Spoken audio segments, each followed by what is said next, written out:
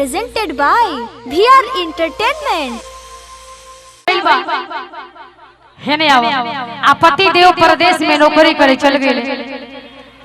आ जब कुछ दिन के बाद नौकरी करे गई बड़े औरतिया बड़ा परेशान हो गई। फोन करके कहती है, कैसे कहती है, अरे कि हमारा के छोड़ सैया अरे गइला विदेशवा रे भुलाई रे गइला ना। अरे कि हमारा के छोड़ सैया आ गइला विदेशवा रे भुलाई रे गइला ना। आहे भुलाई रे गइला। सबकर ध्यान होई जे बाकी कहां गोली बंदूक छूटत सब कोई डिस्टर्ब बन आ ध्यान उधरे भाई से छूटे दे तो जोन होई तो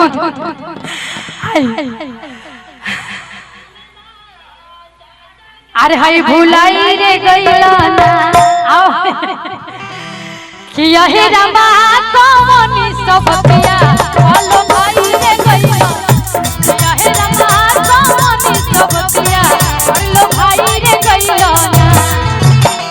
हमारा के छोड़ सैया गइला विदेशवा रे भुलाई रे गइला ना।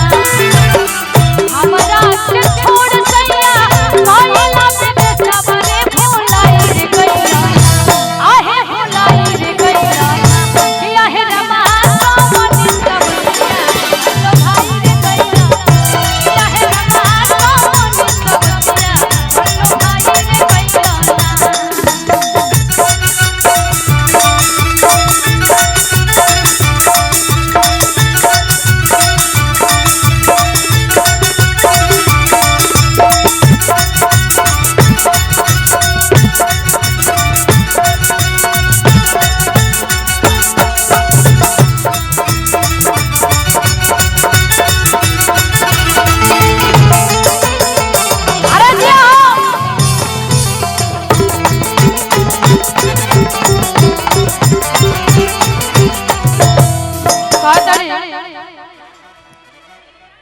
अरे के रहे के ना रहे घरवा पिया अकालैल हमके गानवा।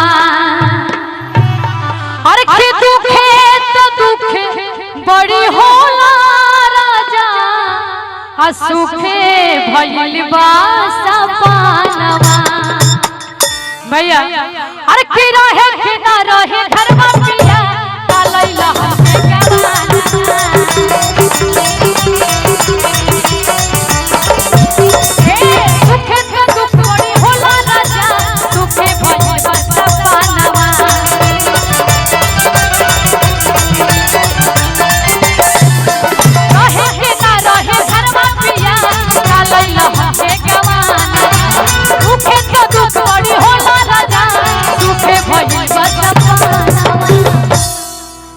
अरे कि जियते जवानी जारे अरे जारो दिल तनवा रे भुलाई रे गइला। कहते अरे कि जियते जवानी जारे जारो दिल तनवा